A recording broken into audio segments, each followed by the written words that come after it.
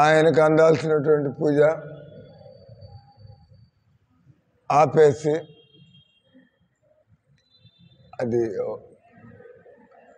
ఒక పర్వతానికి పూజ చేయడం వల్ల ఇంద్రుడికి, ఇంద్రుడు కూడా ఒక దేవతలకు కూడా 3 గుణాల ప్రభావం ఉంటుంది. అంటే ఇంద్రుడు ఎప్పుడు అందుతున్నటువంటి తనకి ఈ పూజలు నివేదనలు అందకపోయేప్పటికీ ఇంద్రుడికి ఆయన డిస్టర్బ్ అయ్యి కోపం వచ్చి బీభత్సాన్ని సృష్టిస్తాడు. తర్వాత చాప్టర్. ఆ తర్వాత అద్భుత కృష్ణుడు ఏ విధంగా ఈ ప్రళయకాలపు వర్షాలు అంతా మునిగిపోయే విధంగా ఆయన కూడా కృష్ణుడు ఏ విధంగా ఆయన తన నమ్ముకున్నటువంటి భక్తులందరినీ కూడా ఏ విధంగా కాపాడుతాడు అద్భుతమైన కృష్ణ.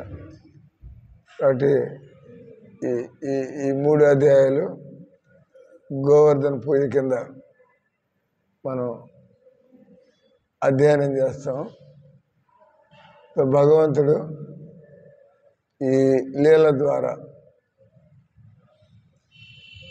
భగవంతుడు దామోదర లీల ద్వారా ఏ విధంగా భక్తితోనే మనం భగవంతుడిని వశం చేసుకోవచ్చు. ఇక్కడ యశోదమ్మ కేవలం భక్తితో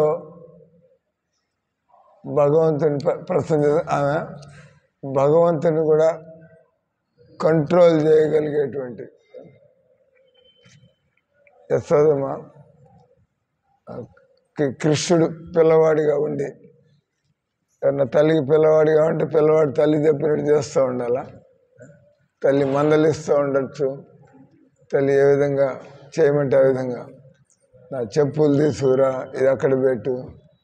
భగవంతుడు యశోదమ్మ చేతిలో బొమ్మలాగా. అదే రకంగా గోపికలతో వాళ్ళతో కూడా ప్రేమ వల్ల భగవంతుడు. కాబట్టి ఈ విషయాలను మనం కొద్దిసేపు భగవంతుడు ఆయనకు వెన్నేమన్నా లోటు ఉందా, ఆయన ఎంత తింటాడు, ఎందుకు ఇతరుల ఇళ్లలో, అదే మనం ఒక ఇంట్లో 100 దొంగిలిస్తే చాలు, అంతకంటే ఎక్కువేం తింటాం. కానీ ఆయన అదే పని, పొద్దున్న లేచినప్పటి నుంచే ఈ గోపికింటికి పోయి ఆ గోపికింటికి పోయి ఆ గోపికింటికి పోయి, ఇది వాళ్ళందరూ కూడా పాలు తీస్తున్నప్పుడు, పెరుగు చేస్తున్నప్పుడు, దాన్ని చిలుకుతున్నప్పుడు వాళ్ళందరూ కూడా మనసారా వాళ్ళు ప్రార్థించు కృష్ణుడు. ఎందుకంటే వాళ్ళందరూ కూడా సామాన్యమైనటువంటి స్త్రీలు కాదు. ఈ బ్రజమండలంలో, బ్రజధామంలో ఉండేటువంటి స్త్రీలు.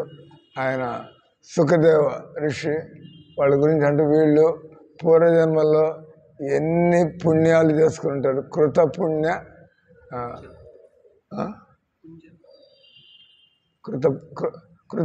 పుణ్య వాళ్ళు ఎన్ని పుణ్యాలు చేసుకుంటారో వాళ్ళు ఈ విధంగా భగవంతుడితో ముడిపడినటువంటి వాళ్ళ జీవితాలు, ప్లస్ భగవంతుడు వాళ్ళతో ఏ విధంగా ఆయన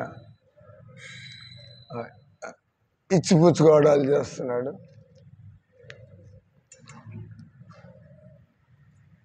యశోదమ్మకి దీన్ని అంటారు, ఇక్కడ మనం ఒక రకమైన మాయలో ఉంటాము,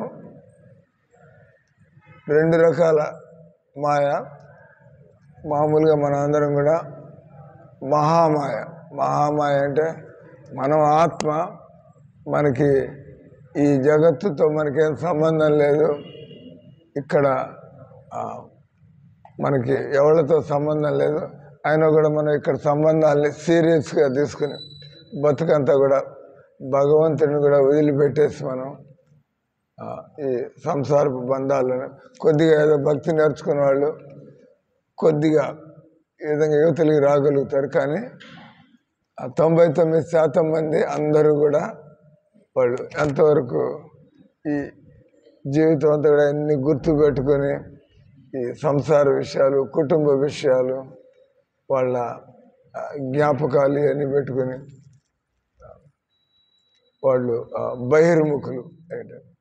దాన్ని ఏమంటారు? మహామాయ. ఎవరైతే భక్తి మార్గాన్ని స్వీకరించరో అటువంటి వాళ్ళు భ్రాంతి, మోహం. మోహం అంటే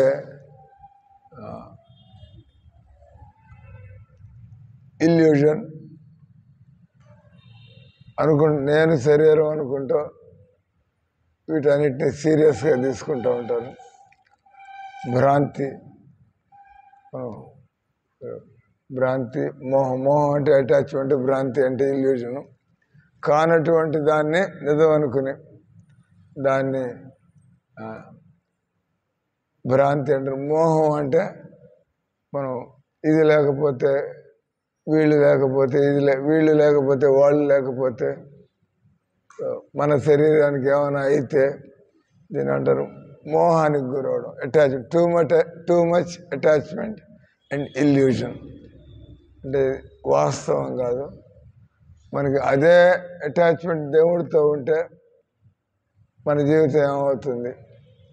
ఏ విధంగా మనం కుటుంబ సభ్యుల్ని ఇంత సీరియస్గా తీసుకుంటాం, భగవంతుడిని అని మనం చెబుతూ ఉంటాం. మీకు 2 పిల్లలు ఉంటే 3 పిల్లలు ఉన్నారు అనుకోండి సార్, ఏ విధంగా మీ పిల్లల్ని చూసుకుంటే భగవంతుడు కూడా ఆ విధంగా ఒక వంతు కదా, అంతే కదా. మీకు ఎంత మీ పిల్లవాడంటే ప్రేమ ఉందో అదేవిధంగా భగవంతుడికి ఆ రకంగా కృష్ణుడు కూడా అది చేయాల్సిందే, ఇది చేయాల్సిందే, ఇలా పిల్లలకి మనం దగ్గరుండి చేస్తాం.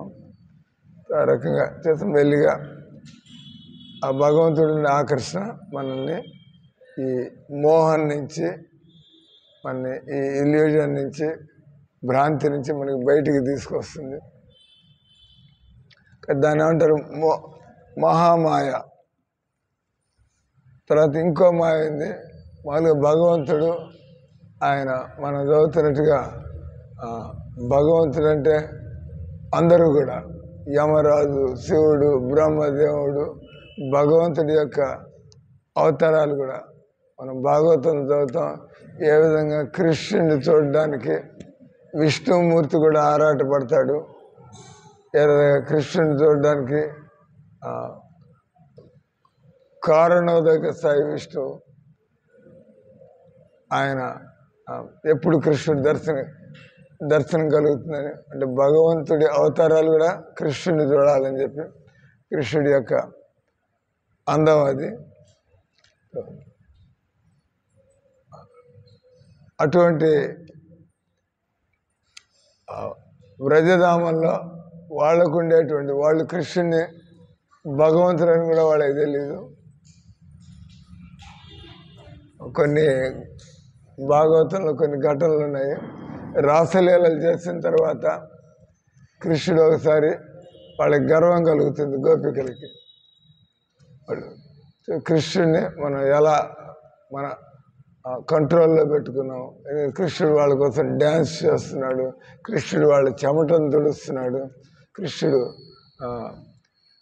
అప్పుడు వీళ్ళు అనుకున్నారు అక్కడ జరుగుతుంది ప్రతి గోపి కృష్ణుడు ఎన్నో కృష్ణుడుగా ఉండి ప్రతి గోపికతో పాటు డ్యాన్స్ చేస్తున్నాడు. కానీ భగవంతుడి ఏర్పాటులో ప్రతి గోపిక ఏం కనబడుతుంది?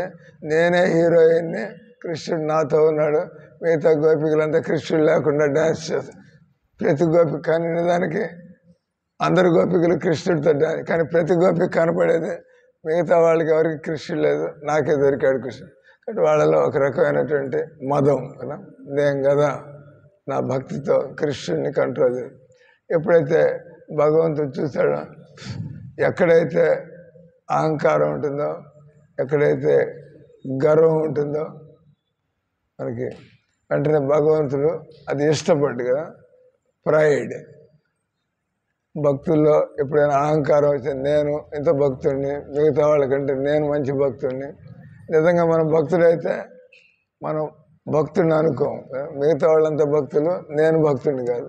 నిజంగా మనం భక్తులైతే నిజంగా మనం భక్తులం కాదు కాబట్టి కొద్దిగా 4 పాటలు నేర్చుకుని 4 శ్లోకాలు నేర్చుకుని మనం కొద్దిగా 4 మంగళారతులకు వచ్చేస్తా. వాళ్ళు రాలేదు, వీళ్ళు రాలేదు, నేను వచ్చాను మంగళారతి అంటే మీరు చేస్తున్న భక్తి. రాగానే నేను వచ్చాను మంగళారతికి టైంకి, ఎవడు రాలేదు, వాళ్ళతో మీకు సంబంధం లేదు. మీరు చూసుకోవాల్సింది నాకు కృష్ణుడి మీద ప్రేమ ఉందా. మనం ఇంకా ఆ స్థాయికి ఎదగలేదు కాబట్టి మనం ఇవన్నీ చూసుకుంటూ ఉంటాం. కాబట్టి ఇక్కడ ఈ బ్రజధామంలో అక్కడ ఉండేటువంటి గ్వాలబాలు, గోపికలు వాళ్ళెవరు కూడా కృష్ణుడి మీద వాళ్ళకి ఎనలేనటువంటి ప్రేమ. వాళ్ళు కృష్ణుడు అంటే వాళ్ళకి అంతులేని ప్రేమ. కానీ కృష్ణుడు భగవంతుడు అని తెలియదు వాళ్ళకి. అందరికీ తెలుసు కృష్ణుడు భగవంతుడని, బ్రహ్మదేవుడికి అందరికీ తెలుసు. కానీ బృందావనంలో గోపికలు వాళ్ళు భగవంతుడు భక్తుడు అట్లంతా పట్టించుకోకుండా వాళ్ళు కృష్ణుడు నావాడు ఈ రకంగా భగవంతుడనే దాన్ని ఏమంటారు, ఐశ్వర్య భావన లేకుండా. బ్రజధామంలో ఐశ్వర్య భావన ఉండదు అక్కడ. అంటే అది భగవంతుడితో సంబంధం కూడా 2 రకాలుగా. బ్రజధామంలో భగవంతుడితో సంబంధాలు ఎలా ఉంటాయి, బ్రజధామం బయట కలెక్టర్ గారు ఆఫీసులో కూర్చుంటే ఎలా ఉంటుంది, కలెక్టర్ గారు ఇంటికి పోతే ఎలా ఉంటుంది. ఈరోజు కూడా ఏం చేస్తున్నారు వాళ్ళు, వినపడుతుంది. కలెక్టర్ గారు ఆఫీసులో ఉంటే ఎలా ఉంటుంది, ఆయన ఇంటికి పోతే ఎలా ఉంటుంది. ఆఫీసులోకి పోతే అందరూ చేతులు కట్టుకుని చేతులు జోడించి సార్ అంటారు. అందరూ పరిగెడుతూ ఉంటారు. ఆయన బెల్లు కొడుతూ ఉంటే జనాలంతా వచ్చేసి ఆ పని ఈ పని ఎవరి పని వాళ్ళు వచ్చేస్తూ ఉంటారు. కానీ కలెక్టర్ గారు ఇంటికి పోయారంటే ఆ భార్య చెప్పేది చదువుతూ ఉంటుంది, ఆయన అది చెప్పినట్టుగా వింటూ ఉండాలి. పిల్లకాయలు వచ్చి ఆయనతో మామూలుగా మాట్లాడుతూ ఉంటారు. ఆఫీసులో అంత జాగ్రత్తగా మాట్లాడుతూ ఉంటారు. కానీ ఇంటికి పోతే ఆయన కలెక్టర్ అని ఎవరు పట్టించుకోరు. అంటే భార్య కలెక్టర్ గారు వచ్చారు, కలెక్టర్ గారు నా భర్త వచ్చాడు అనుకుంది, అంతే కదా. ఆ రకంగా బ్రజధామంలో ఉండేటువంటి సంబంధం దాని మాధుర్య సంబంధం. ఈ బ్రజధామం బయట అంతా కూడా ఇంద్రలోకంలో, చంద్రలోకంలో, వైకుంఠ లోకాల్లో అంతా కూడా అక్కడ ఉండేటువంటిది ఐశ్వర్యంతో కూడినట్టు. కాబట్టి ఇక్కడ ఉండేటువంటి మోహాన్ని యోగమాయ అంటే వాళ్ళకి భగవంతుడి మీద ఎంత ప్రేమ కలిగిందంటే, నేను వినపడతాను నేను మాట్లాడేది, బాగానే ఖర్చు పెడుతున్నట్టున్నారు వాళ్ళు.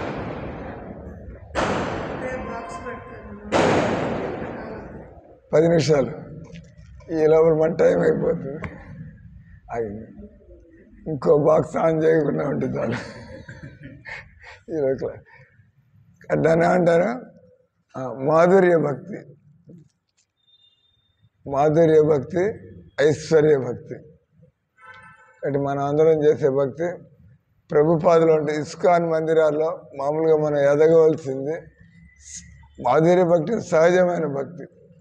ఇలాగ ఇంట్లో మనం వాళ్ళ చదువు, ఈయన ఐఏఎస్ పాస్ అయ్యాడు, ఈయన కింద జిల్లా అంతా పనిచేస్తుంది, భార్యకి వీటన్నిటితో సంబంధం ఏంది. వాళ్ళు ఈరోజు నేను తోటకూర పప్పు వండాను, ఇదేనండి, ఇది బాగాలేదా, మీరు అది తీసుకురండి. మామూలుగా కలెక్టర్లా పాడలేదు, ఇంట్లో కలెక్టర్ లేదు పాడలేదు కదా, అంత ఇంటి బయటికి వెళ్తే. ఆ రకంగా భగవంతుడు తన భక్తుల్ని ఈ రెండు విధాలుగా ఎవరైతే ఐశ్వర్య భావంతో భగవంతుడు నన్ను కాపాడాలా, భగవంతుడు ఎంత గొప్పవాడు, భగవంతుడు దాని అంతా కూడా ఐశ్వర్యం. కానీ బృందావనంలో ఎవరు కూడా వాళ్ళకి నిజానికి కృష్ణుడు దేవుడు అనేది కూడా తెలియదు. ఆ రకంగా అంటే వాళ్ళు అంత ప్రేమ వద్ది వాళ్ళు భగవంతుడిని తనవాడిగా భావించి భగవంతుడితో సమానంగా మాట్లాడడం, భగవంతుడిని ఎగతాళి చేయడం. ప్రభుపాద ఒక ఉదాహరణ ఇస్తాడు. మనం రోజు పిండి వంటలు తింటూ ఉంటాను. రోజు పిండి వంటలు తింటుంటే ఒకరోజు మనకు మోహం వస్తుంది. ఈరోజు ఆయిల్ ఈ తీపులు తిని తిని అంటే ఈరోజు నేను కేవలం మరమరాలు తినాలి. అలాగే భగవంతుడు ఎక్కడికి పోయినా కూడా భగవంతుడిగా అందరూ కూడా ఈ సృష్టిలో ఎక్కడికి పోయినా కూడా అందరూ ఆ కృష్ణుడి వెనకాలంతా నిలబడి వాళ్ళంతా ఈ పూజలు, బ్రహ్మోత్సవాలు, రథోత్సవాలు, తెప్పోత్సవాలు భగవంతుడు వెతుకుతూ ఉంటాడు. ఎవడు నన్ను కూడా మందలించేవాడు, ఎవడు నాతో సమానంగా మాట్లాడేవాడు, అంత భక్తుడు ఎవడైనా ఉన్నాడని చెప్పి అటువంటి భక్తుడు కనపడినప్పుడు భగవంతుడు ఆయన వాళ్ళకి లొంగిపోయి అటు ప్రభుపాద ఆయన అంటాడు, మనం దేవుణ్ణి దర్శిస్తే చాలు అనుకుంటూ ఉంటాం. కానీ మనం ఈ భక్తి యోగాన్ని మనం సరిగ్గా అభ్యసిస్తూ ముందుకెళ్ళినట్లయితే మనం భగవంతుని దర్శించడమే కాదు, భగవంతుని మనం అదుపులో కూడా. ప్రభుపాద విషయంలో కూడా చాలా విషయాలు చెప్పుకోవచ్చు. ప్రభుపాద ఎప్పుడైనా అన్నాడంటే బాంబేలో అక్కడ జూహు అని ఒక ఏరియా ఉంది. ఆ ఏరియాలో అందరూ కోటీశ్వర్లు, ఈ గాడ్రేజులు, అమితాబ్ బచ్చన్లు, హేమమాలిని, అంబానీలు వీళ్ళంతా ఉండే ఏరియా వాళ్ళు. కానీ ప్రభుపాద ఆయన నేను ఈ ఏరియాలో పాష్ ఏరియా అంటారు, పాష్ ఏరియాని బాగా ఐశ్వర్యవంతులు లేదు. భగవంతుడు చాలా గొప్పవాడు కాబట్టి ఆయన మందిని కూడా నేను ఇక్కడ కట్టాలని చెప్పి ఆ ల్యాండ్ కొనాలన్నా అంతా కూడా చాలా ఖరీదైనటువంటిది. కానీ ప్రభుపాద మనసులో ఆ శిష్యులందరూ కూడా మన దగ్గర అంత డబ్బు లేదు, ఏమీ లేదు, ప్రభుపాద మనం ఇక్కడ మందిరం కడతా ఉంటాడు, ఎలాంటి స్థలం ఎలాది. కానీ ఇప్పుడు చూస్తే మీరు ఎప్పుడైనా బాంబే పోయి చూస్తే ఎన్ని కోట్లు పెట్టి, 100 కోట్లు పెట్టి ఇస్కాన్ ముంబై, మామూలుగా ఇప్పుడు ముంబైలో ఇస్కాన్ మందిరాలు 15-20 మందిరాలు ఉన్నారు. కానీ ప్రభుపాదుల వారు ప్రారంభించినటువంటి మందిరం అది ఇప్పుడు దాని విలువ చూస్తే 200 కోట్లు, అంత బ్రహ్మాండ పెద్ద ఏర్పాటు. లోపలికి పోతే నోరేళ్ళ పెట్టే పద్ధతిలో వాళ్ళు కట్టింది. ఎలా అవన్నీ వచ్చాయి? ప్రభుపాదుల వారు ఆయన కోరిక, భగవంతుడికి నేను ఈ విధంగా మందిరం కట్ట. ఆ రోజు మన ఈయనన్నాడు కదా రాఘవ గోస్వామి, ఆయన పుస్తకం పెట్టాడు, ఇక I will build a temple. కృష్ణుడు తన శిష్యులతో అన్నాడు, ప్రభుపాద తన శిష్యులతో అన్నాడు, నేను బాంబే నగరానికి తగ్గట్టుగా ఈ జూహు ఏరియాలో ఉండేటువంటి ధనిక వ్యక్తులకి పోటాపోటీగా నేను అంత పెద్ద మందిరాన్ని కడతాను. ప్రభుపాద మందిరాన్ని కట్టి చూపించాడు. పాయింట్ వచ్చి భగవంతుడు భక్తుల కోసం పనిచేస్తూ ఉన్నాం. ఏ విధంగా కృష్ణుని పార్థసారథి భగవంతుడు అర్జునుడి కోసం ఆయన రథసారథిగా మారి, అలాగే భగవంతుడు చైతన్య చరితామృతంలో చైతన్య మహాప్రభు కానీ కృష్ణుడి లీలల్లో సుధాముడితో ఏ రకంగా భగవంతుడు ఆయన వ్యవహారం చేశాడు. ఈ రకంగా చూసినట్లయితే మన భక్తి పెరుగుతూ ఉంటే భగవంతుడు తన ఐశ్వర్యాన్ని మర్చిపోయి భగవంతుడు పోటీ పడుతూ ఉంటాడు. భక్తులు భగవంతుడికి సేవ చేయాలని పోటీ పడుతూ ఉంటారు. నేను కృష్ణుడికి అది చేయాలి, ఇది చేయాలి. భగవంతుడు నా భక్తుడి యొక్క గొప్పతనాన్ని నేను ప్రపంచానికి చాటాలని భక్తుడు భగవంతుడు భక్తుడికి పేరు వచ్చేట్టుగా చేస్తూ ఉంటాడు. ఈ రకంగా భగవత్ ప్రేమలో భగవంతుడు భక్తుడు అనేది తేడా లేకుండా ఆ రకంగా సంబంధాలు ఉంటాయి. దాన్ని ప్రేమమయ సంబంధాలు లేదా మాధుర్య సంబంధం. ఇక్కడ మనం చెప్పుకున్నటువంటి గోవర్ధన లీలలో భగవంతుడు ఎవరైతే ఈ విధమైనటువంటి సంసారపు ఆలోచనలు కోరికలు ఇవన్నీ కూడా మనం నేర్చుకోవాల్సి ఉంటుంది కదా. భగవంతుడితో సంబంధాన్ని మనం ఎలా పొందాలా, ఎవరికైతే భగవంతుడితో సంబంధం ఉందో వాళ్ళ దగ్గర నుంచి, అందుకని మన మార్గాన్ని ఏమంటారు, మన మార్గాన్ని ఒక పద్ధతిలో మనంతా ప్రభుపాదుల వారి ఫాలోయర్స్, దాని అంటారు ప్రభుపాద ఆనుగాస్. ప్రభుపాద ఆనుగాస్ అంటే అది భగవంతుడితో ఆ విధమైన సంబంధం మనం చెప్పుకోవడం సులభం. నిజంగా భగవంతుని ఆ విధంగా మనం కంట్రోల్ చేయగలం. కానీ మనం ప్రభుపాదుల వారు చెప్పిన మార్గంలో మనం పోతూ ఉంటే, అందుకే ఉపదేశామృతంలో కూడా ఉపదేశామృతం ఉండే శ్లోకంలో ఆయన రూపగోస్వామి అంటాడు, అత్యాహార ప్రయాసస్య ప్రజల్ప నియమాగ్రహ. అంటే మనం ఈ రూల్స్ అండ్ రెగ్యులేషన్ పట్టుకుని ఏడాడుతూ ఉన్నాం. మనం చూడాల్సిందే, మనం రూల్స్ అండ్ రెగ్యులేషన్స్ ఇవన్నీ పాటించాలా. కానీ మనకు సహజంగా దేవుడు అంటే ప్రేమ కలిగితే ఏ టైంకి దేవుడికి ఏం చేస్తే బాగుంటుంది. అది కొంతమంది భక్తులు మెల్లిగా ఆ స్థాయికి, మన హృదయము కల్మషరహితం అయినప్పుడు, నిర్మలంగా ఉన్నప్పుడు భగవంతుడు తన భక్తులకు చెబుతూ ఉంటాడు, నువ్వు నాకు ఇది చెయ్యి, నాకు అది చెయ్యి. ప్రభుపాదుల వారికి అంత సక్సెస్ ఎలా కలిగిందని జనాలు ఆశ్చర్యపోతూ ఉంటాడు. భగవంతుడు చెబుతున్నాడు లోపల కూర్చొని, నువ్వు అక్కడికి పోయా, మారిషస్ పోయా, అక్కడ నువ్వు నాకు మందిరం కట్టాలా, నువ్వు ఇంగ్లాండ్ పోయా. జనాలంతా బిత్తరపోయారు.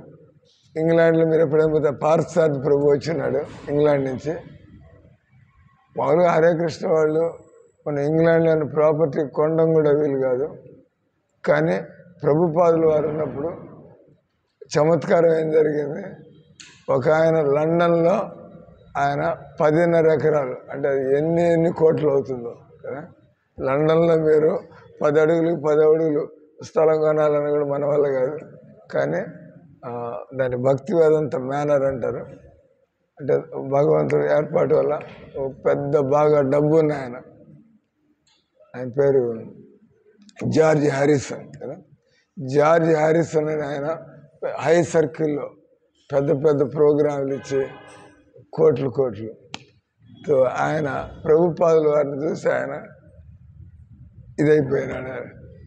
ఆయన ఈయన నిజమైనటువంటి భగవంతుడి భక్తుడు. అంటే ఆయన అంటే గౌరవం ఏర్పడింది. సో ఆయన ప్రభుపాదుల వారికి తన ఎస్టేట్ ఒకటి పూర్తిగా దాన్ని రాసి ఇచ్చేసాడు. ఒక్క దెబ్బకి హరే రామ హరే కృష్ణ వాళ్ళంతా ఇంగ్లాండ్ కూడా ఫేమస్ అయిపోయినారు. వీళ్ళకి ఇంత ప్రాపర్టీ వచ్చిందని చెప్పి ఆశ్చర్యం లేదు. అంటే ఈరోజు మనం చెప్పుకుంటుంది భగవంతుడు మనల్ని ఈ రకంగా దేవీ దేవతలను ఆరాధించడం, తర్వాత మనం కోరికలతో దేవుణ్ణి ఆరాధించడం, లేదా మనం దేవుణ్ణి ఐశ్వర్య భావంలో ఆరాధించడం లేదా దేవీ దేవతలను ఆరాధిస్తూ ఉండడం, లేదా మనం కోరికలతో దేవుణ్ణి ఆరాధించడం, ఇదంతా కూడా కనిష్ట భక్తి. కానీ శుద్ధ భక్తి లేదా శ్రేష్ఠ భక్తి అంటే బస్ దాని అంటే శరణాగతి. మనం మన ప్రతిదీ కూడా భగవంతుడికి ఇవ్వడం, ఇది క్రమంగా వస్తుంది కదా. మనకి భగవంతుడి మీద మనకి నమ్మకం పెరుగుతూ ఉంటే, భగవంతుడితో సంబంధం కలుగుతూ ఉంటే, మనకి ఏది త్యాగం చేస్తున్నా కూడా మనం భగవంతుడికి త్యాగం చేసామని కూడా మనకి అనిపించదు.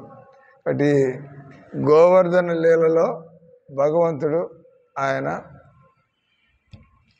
ఎవరైతే నన్ను ఏ విధంగా నమ్ముకున్నారో వాళ్ళని అదే విధంగా మళ్ళీ ఇంద్రుడు వర్షాలు కురిపిస్తుంటే మనుషులు ఎవరు బతకగలరు కదా. ఇప్పుడు మన అప్పుడప్పుడు సునామీలు తుఫాన్లు వస్తుంటాయి, కొట్టుకుపోతూ ఉంటారు, జనాలు చూస్తూ ఉంటారు,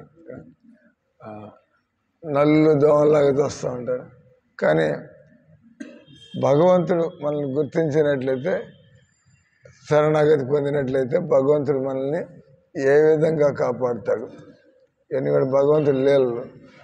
అవన్నీ చదివినప్పుడు మనకి నమ్మకం పెరుగుతుంది. మనం ఏ రంగం బ్రజభాషల్ని అంత పెద్ద ఆపత్తుల నుంచి, విపత్తుల నుంచి భగవంతుడు కాపాడాడు. అప్పుడు మనకు కూడా ఏం కలిగి నమ్మకం కదా. నేను కూడా చెదరకుండా బెదరకుండా నేను భగవంతుడి సేవలో పోతూ ఉండాలి. ఆయన నుంచి మనం ఆశిస్తున్నది మీ సేవకులుగా ఉండాలి. అటు ఈ గోవర్ధన లీలలో భగవంతుడు తనని పూర్తిగా ఆశ్రయించినటువంటి భక్తుల్ని ఆయన ఎలాంటి ప్రమాదం నుంచి ఆయన ఎలా కాపాడుతాడు. కాబట్టి మనం భగవంతుడి మీద మన నమ్మకాన్ని పెంచుకోవడం, భగవంతుడి శరణను పొందడం, భగవంతుడి సేవల్లో మనం గట్టిగా నిలబడడం, ఇవన్నీ చేస్తుంటే మనకు కూడా మెల్లిగా తెలిసి వస్తుంది. భగవంతుడు గీతలో శ్లోకం ఉంది, ఏ యథామాం ప్రపద్యంతే తాంస్తదయ భజామ్యహం మమ వర్తమాను వర్తంతే. ఎవరు ఏ విధంగా నా దగ్గరికి వస్తూ ఉంటారో, కానీ మీరు రోజు దేవుడి ముందుకు వెళ్ళి ఏం అడుగుతున్నారో అది మీరు చూసుకోవాలా. మన ఆయన భక్తి అడుగుతున్నట్టయితే, నేను మనం పాడిన ఈ దామోదరాష్టకం దాని అనువాదం చూస్తుంటే, నాకు మోక్షం వద్దు, నాకు ఐశ్వర్యాలు వద్దు, నాకు వైకుంఠం కూడా వద్దు, ఇంకా ఈ సంసారపు సుఖాల గురించి ఏం అడగాల, నాకు కేవలం మీ బాలగోపాల రూపం, ఆయన మొహం మీద పేడ మరకలుంటూ జుట్టంతా చిందరవందరగా ఉండి భగవంతుని అందరం ఇంకా పెరుగుతుంది. అట్లా చూస్తే కదా, చూసేవాళ్ళకి తెలుస్తుంది. ఆ రకంగా వాళ్ళంతా కూడా ప్రార్థిస్తూ నాకు జన్మ జన్మలకి మీ ఆ రూపం నా మనసులో నిలబడిపోవాలి, అంతకంటే నాకు ఏమీ అక్కర్లేదు అని చెప్పి. హరే కృష్ణ హరే కృష్ణ కృష్ణ కృష్ణ హరే హరే, హరే రామ హరే రామ రామ రామ హరే హరే.